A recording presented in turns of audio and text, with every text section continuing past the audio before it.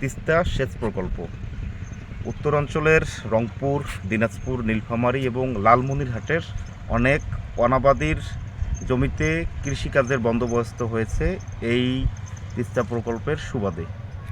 তিস্তা প্রকল্পের এই পানিগুলো তার লম্বা জার্নিতে, লম্বা গতিপথে কখনো কখনো অনেক নদীর সাথে মিলিত হয়েছে। নদীর সাথে দেখা হলে এই তিস্তা প্রকল্পের পানির রূপ কেমন থাকে, সে কি বদলে যায়, নাকি নদীর পানিকেও শক্তিতে পরিণত করে আবারও উত্তর থেকে দক্ষিণ দিকে বয়ে যায়? এরকম নানান রকম প্রশ্নের উদ্বেগ ছিল মনের মধ্যে। আজ চলতে ফিরতে যেন সেই প্রশ্নের উত্তর আমরা হাতের মধ্যে পেলাম।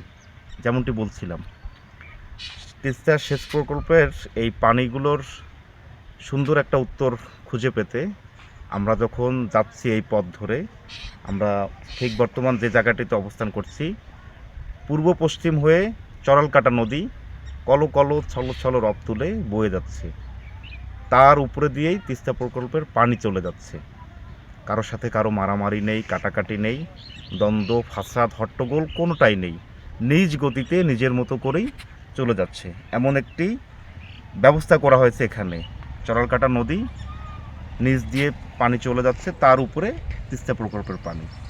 এবং এই তিস্তা প্রকল্পের সাথে যে একটা সুন্দর রাস্তা রয়েছে, সেই রাস্তা দিয়ে দূর দূরান্তের মানুষ, কেউ মোটর সাইকেলে কিংবা সাইকেলে, পায়ে হেঁটে যে যার মতো করে ছুটে বেড়াচ্ছে। তো এই জায়গাটিতে অনেকক্ষণ সময় দাঁড়িয়ে থেকে অনেক কিছু দেখার পর কাজের আনন্দ নামক সেই নবকৃষ্ণ ভট্টাচার্যের কবিতাটি যেন মনের মধ্যে বারবার নাড়া দিচ্ছে, যেখানে কবি বলেছেন, মৌমাছি মৌমাছি কোথা যাও নাচি নাচি, একবার দাঁড়াও না ভাই, ওই ফুল ফোটে বনে, যাই মধু আহরণে, দাঁড়াবার সময় তো নেই। নদী মানুষকে অনেক কিছু শিক্ষা দেয়, সেই সাথে আজকেও আমরা ভালো একটা লেসন পেলাম।